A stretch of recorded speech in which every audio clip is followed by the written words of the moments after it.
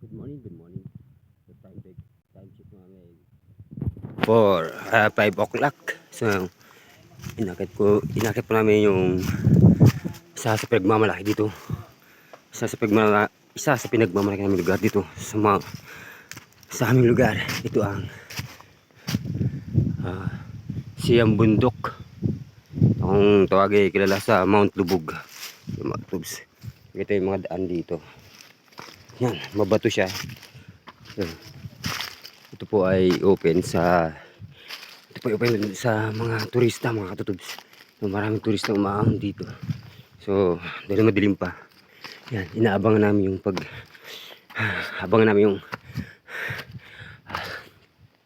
paglawas ng araw.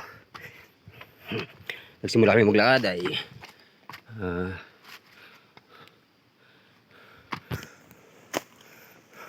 4:30. Let's go. Ito po yung tok-tok. So, abangan natin yung pagsikat ng araw, mga katutubs. Abangan natin yung pagsikat ng araw. So, time check po ay 5:14. Madaling araw. So, dito po lalabas yung araw. Yan po yung Mount Uyungan. Simula dito matatanaw yung Kabayanan.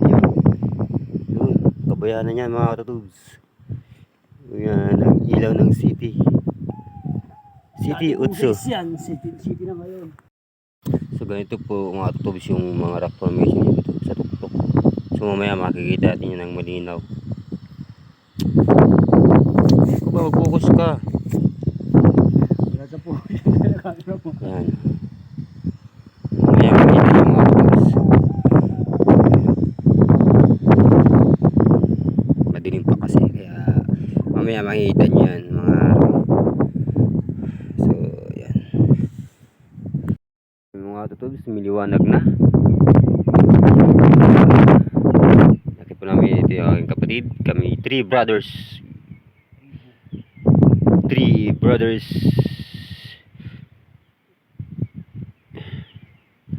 yung si Katok Mall.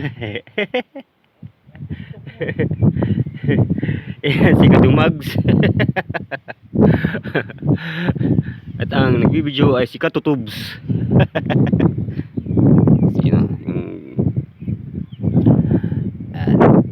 So madaling pa mga tutubs. So waiting natin. Wait. So lagyan natin ng flash. So yun. So medyo maliwanag na.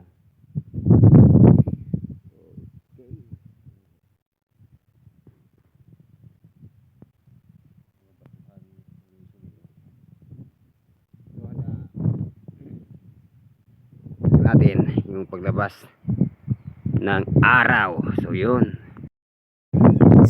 good morning mga katubs. So nandito pala kami sa tuktok na bundok.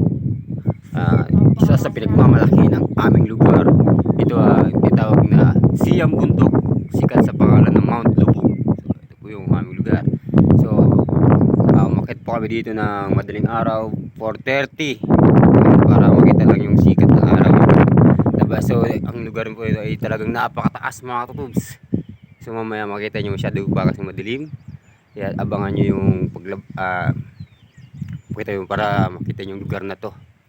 At yung paglabas ng araw. So yung mga tutubs, no? So dito naman yung so yung nga pala ang aking kuya. So tatlo kami magkakapit.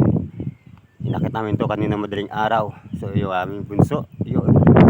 So mula dito ay matatanaw nyo mga tutubs yung Kabayanan. So ito yung Kabayanan, no? Ayan. Yan ang Metro Manila. Yan. 955 MSL po ang taas dito. So napakataas ito mga tutubs. Isang kilometro. Makikita nyo rito mula rito mga tutubs.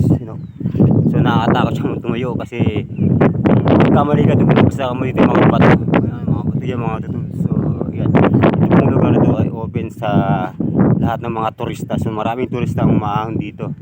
Ito ay boundary ng Bulacan at Rizal. So ito po ay open sa mga turista. So ngayon magandang panahon, tag-araw. Ito ay dinarayo, maliban pag tag-ulan. So masyadong madulas kaya No, ingat-ingat lang pag umahon dito. Marami din umahon dito kahit ulan. So yun, mamaya makikita nyo ang lugar na to. So let's go.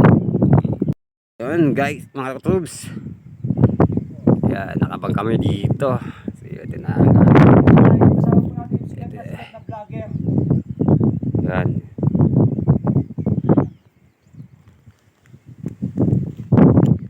Ganyan po siya kataas. Napakalakas ng hangin dito. At nakalimutan ko magdala ng remote.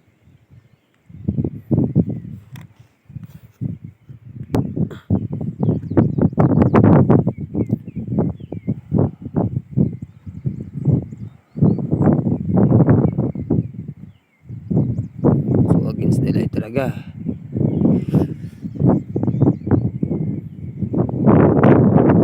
So yun. Ito yung mga bato nandito mga tutubs sa nandito na sa ibaba ng bundok. Marcel! Ito yung itong side lang to. Ah. So another bundok. Nakarating Ayun. na! Pakireceive na lang sa tuktok! Walang parkingan!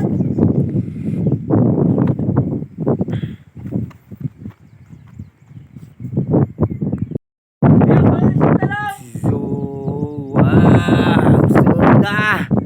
Isa siya mga tubs palabas na yung araw. So, nakakatakot tumayo kasi masyado mataas yung babag sa kanila. Ayan no! So yung mga susok. So pero mas maganda pa rin yung kayo mismo makakita, no? Sa lugar na to napakaganda mga pagod nga lang pero sulit naman pag kayo ay marating dito sa lugar na to. Ayan mga kalabos.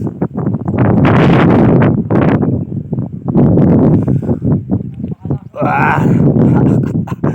Oh, yan ang see. So, napakataas ang lugar to mga kalabos. Doon. So mula dito makatutubos magandang lugar. So enjoy lang natin yung magandang tanawin mga kalabos. So let's go, makita nyo mga kabayan, yung mga kabundukan na yan mga kalabos. Yun, so ano pang hinihintay nyo? O ikaw ay taga Montalban at malapit at taga Manila. So ano pang hinihintay nyo? Ito ay napakalapit dito sa Manila. So tanaw lang na sa Manila to mga tutubos sa taga Montalban. So ano pa hinihintay nyo? Akitin nyo na to. Oh. Ito ay isa dinara dito sa aming lugar mga tutubos. Marami nang umahon dito sa aming lugar. So let's go. Ito yung mga bato na yung mga tutubos. Napakaganda. Napakaganda ng hangin.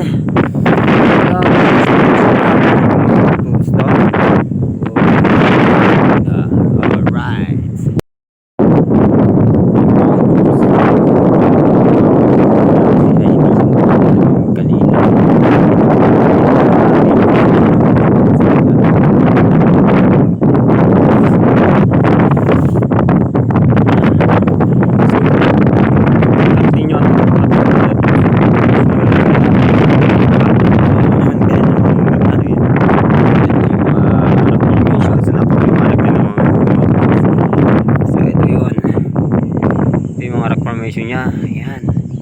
Ba napakaganda mga tutubos. Ayan oh. So ingat lang dito kasi ito yung mga marmol. Ayan. Yes, natin yan. So nandun ako galing kanina. Ayan. Ayan, nandito na. Oh, napakaganda ng mga bato. Formation.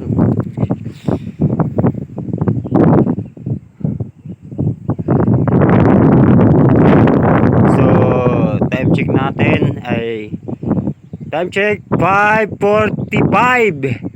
So yun, hindi pa sumisilip ang araw mga tutubs. So yung mga tutubs, so puntahan natin yung kabilang side ng bundok na to. Ito po, ayan, may mga butas siya rito pero safe naman kasi no, kailangan hawak lang sa mga bato. So dandahan lang. So punta tayo sa kabilang side mga tutubs ng lugar na to. Yung bundok na to. Ito yung kabilang side. Para mata natin yung kabayanan. So let's go. Let's go. Oh, documentary dog. So let's go.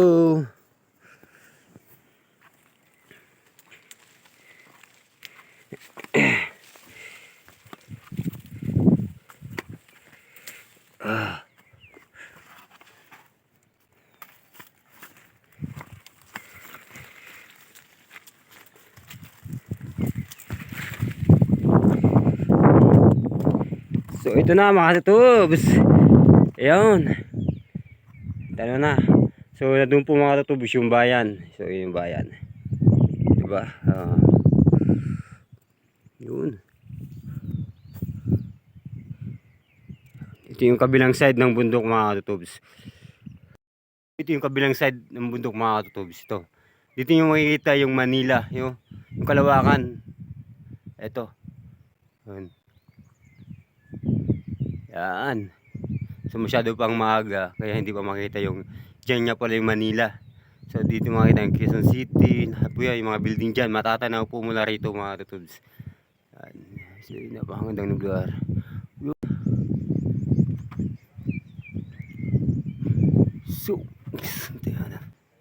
So pag akit mo dito mga tutubs kailangan may pag-iingat kasi itong mga bato rito ay matatalas. May mga butas-butas din siya. Pero safe naman basta maingat lang. Oh, it's mga tutubs. So sulit ang akyat. 4:30 na madaling araw. So madilim pa yung daanan namin dito.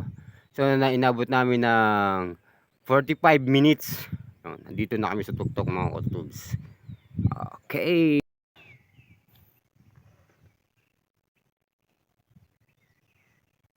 Hoy!